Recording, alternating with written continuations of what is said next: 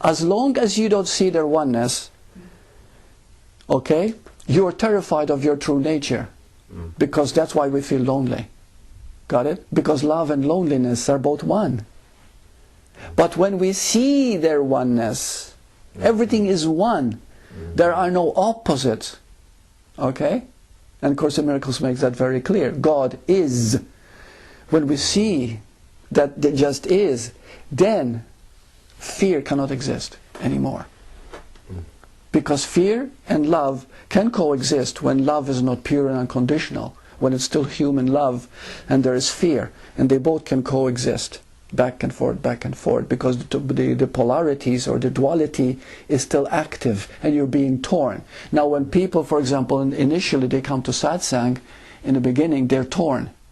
One, the human side, I love the world, I love money, I love sex, I love this, I love that, and there's nothing wrong in anything. You know, and I'm still pulled by the world and I want to account to something, I want to be somebody. And then there is here, you are being. You're not a human, you're a being. Or you can be, my God, and you're pulled. Well, I want the truth because it gives me peace, it gives me love, it gives me happiness. But I am pulled the other way, you see? And you're pulled both ways.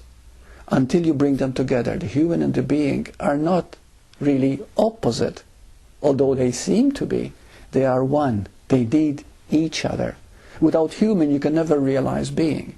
Without being, the being cannot recognize itself without the human form, because it needs a mirror. You see?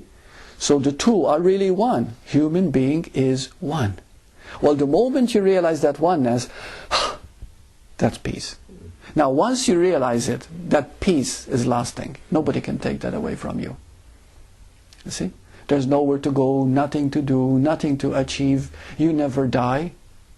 You see, death is the most frightening thing. I didn't understand it for about 40, 50 years of my life. Until actually the last few years I understood death. And death cannot exist. Death cannot happen. Because we think that when the body falls, you know, you're going to be dead. Because we thought that the human part or the visible part is the functioning part of us. But the functioning part has always been being. The body gave it visibility, gave it form.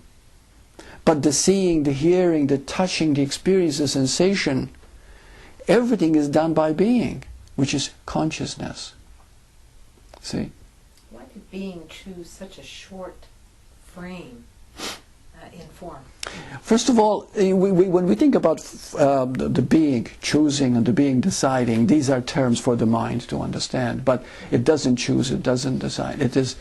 There was never a time, because when we think in terms of time and space, or we think in terms of the mind, even scientists, they still say, oh, the Big Bang started creation.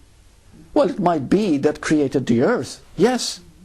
You see? Or it created our particular universe as we know it. But when our universe got created billions and billions of years ago, there were other universes, maybe more advanced, who existed billions and billions and billions and trillions years before our universe. Do you understand? So the Big Bang could be happening every Friday in some part of that great cosmic whole. You see what I mean? But there is no beginning and there is no end, but there's constant flow, constant change, constant motion. You see?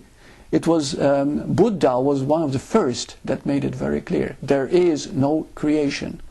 There is no creator. There just is. It is spirit appearing as a form, appearing as this room, appearing as the mountains and the stars. But they're just appearance. You see? Now when we make the appearance real, then we suffer fear. Something is going to die, something is going to end. But when we begin to see, no, nothing ends, it just takes on a different form. Even your own body, for example, the body itself doesn't end, because it goes to the ground, it might be fertile soil to the flowers, or, you know, it's always interchangeable. Energy is always interchangeable. But you as being, you're playing this form, but you are, you see? And when there is that realization that you just are, then nothing can frighten you anymore. Can you also, I guess you can look or feel through the pain or the discomfort that the form takes on. When you're in being and you're in when there is pain in the body, the being in the body feels the pain. Yes. But whether it suffers or not depends upon its realization. Right. So the more awareness you have, the more you have the pain, but it doesn't affect you. It doesn't affect you. No, it's happening to the body. The discomfort is there. The pain is there. You see? But you don't feel sorry for yourself. I mean, it's absurd to feel sorry for yourself. Oh, why me? Why is this happening? That doesn't occur. You see, it's happening because it's happening. You see, it's a manifestation. So you're not involved. You just observe. Yeah, there's discomfort. Yeah, you don't enjoy it. Of course not. My goodness, when I lost my eyesight a month ago, you know, I mean, I didn't enjoy it. I couldn't drive. I couldn't walk. I couldn't. I couldn't do anything. After a while, I could watch TV by having a patch in my eye, and this one just. But there was no unhappiness. There was nothing in it. It gave me a time to actually meditate and be silent, and it helped me to go a little deeper. So what I'm saying here is what we call pain and what we call suffering are two different things. Suffering is psychological. You see, I wonder what's going to happen to me. To me. It's always me. Suffering always pertains to the individual, to the person. See? Sometimes we see animals and we think they are suffering. But in truth, an animal never thinks about tomorrow. Suppose a dog hits someplace and his leg is torn off and there's pain. Yes, there is pain. And he's in pain. But he's not really suffering as we think he might be suffering. Because at that moment, he's not thinking, oh, I'm not going to be able to run anymore, I'm going to chase that bone or play. He's not thinking that at all. As a matter of fact, approach an animal when something painful has happened to them, you see, and try to show interest, and they might even wag their tail. Even in that pain, they might still wag their tail. Did you know that? Yeah. Well, it's, you know, I have seen it. You see?